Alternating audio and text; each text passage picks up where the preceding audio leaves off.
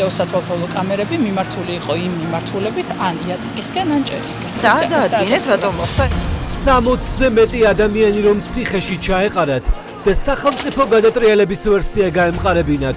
შეუცვალეს თუ არა ამის გამო კამერებს მიმართულება. ვინ გააკეთეთ 112 შეიძლება და გაეკეთებინათ თუ ვინმე გარეშეფერმა გააკეთა? პოლიციის კამერები, რომელსაც პრეზიდენტის სასახლესთან შეგზავნილი პროვოკატორები უნდა დაეფიქსირებინა, 4 ოქტომბერს ატრიალებული იყო. ხო, ვერ გაგიჩინათ? ამან, იმან რომ მაგალითად ხობის გადანგრევა იქ არ ჩანს და მიზუმებულია სახეებზე. 112-ის კამერა ნანახინავთ. შაბათის გუნდმა მოიპოვა პოლიციის გამომძიებლის ჩვენების ჩანაწერი. ანუ ეს იმას ნიშნავდა, რომ ვიღაცას არ უნდოდა, რომ დაფიქსირებულიყო მისი სავარაუდო დანაშაულის ჩადენის მომენტები.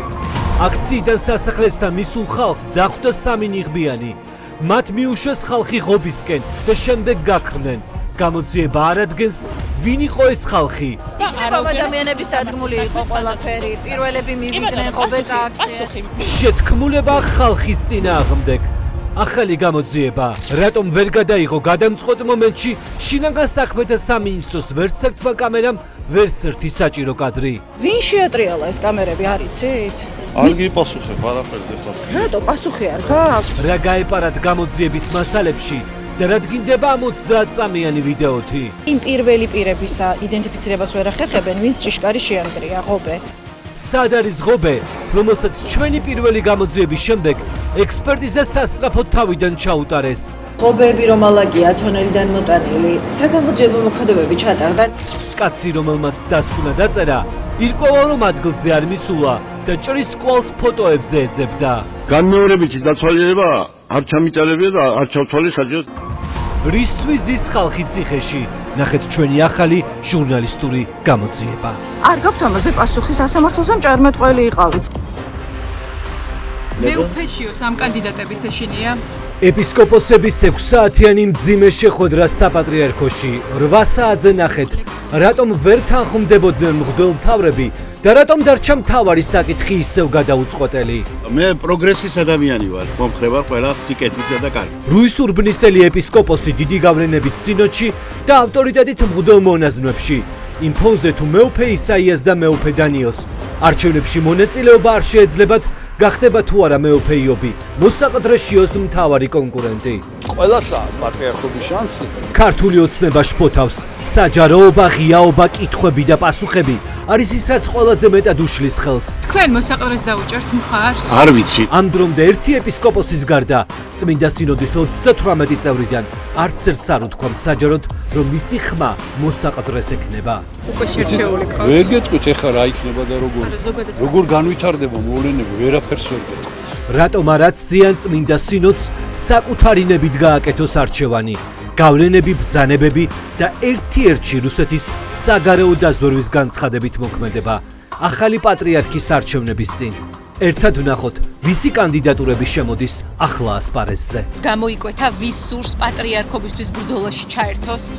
იყო არც მოსაყდრეს შესახებ არ ყოფილა საუბარი.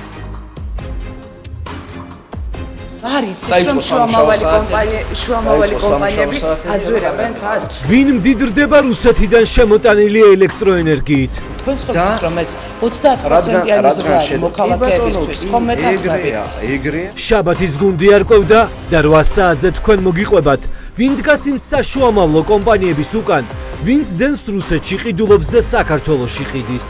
გაინტერესებს ბატონი ვანსთან და ჩემი ურთიერთობა მეგობრო. ხალხისთვის დენი ძვირდება, 33%-იანი რეკორდული მატება ძალაშია.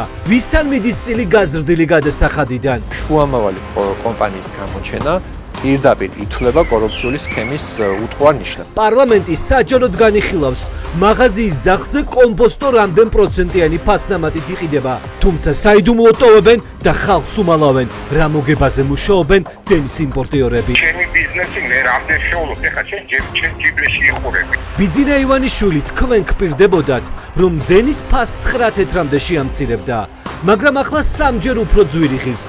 ვინ ხეირობს ხალხის ხარჯზე? გიყვებით 8 საათზე. პოლიციელებმა ოქრო გაიტანეს, რომელიც ამოღებული იყო შემთხვევის ადგილიდან. პოლიციის სეიფიდან გაქრა სამკაულებით. ძვირფასეულობა, რომელიც ქურდების ჩხრეკისას ამოიღეს და ნივთმტკიცებებად ინახავდნენ, სეიფებში აღარ არის. რა რაოდენობის ოქრო არის დაკარგული პოლიციის მაღალჩინოსნის კაბინეტიდან? პროკურატურა იძიებს, ვინ მოიპარა ძვირფასეულობა ბოლნისის პოლიციიდან. აქაც ქურდები შევიდნენ, თუ ქურდობის გზას შინაგან საქმეთა სამინისტროს თანამშრომლები დაადგნენ. დღესაც ეს პიროვნება ზის ბოლნისის პოლიციის სამმართველოში და ეს არის ნომერ პირველი ადამიანი. ნადირობა სახლებში შენახულ ოქროზე. ტექნიკა, ჭურჭელი, სუვენირები, ნახატებიც კი, ყველაფერი იყო გატარებული. ხალხი, ვისაც წლობით ნაგროვები ერთ ღამეში ააცალეს, სამართალდამცველებს უმოქმედობაში ადანაშაულებს. მოვიდა ისა გამომძიებელი, ასე თქვა, ხარბაჭდებს ვერ ავიღებთ. ნახეთ, სად ეძებს პროკურატურა პოლიციიდან გამქრალ ოქროს სამკაულებს. რა უყვეს ამ ნივთმტკიცებულებებს გადაყიდეს და ალომბარდეს? მეუღლეებს აჩუქეს თუ რა მოხდა?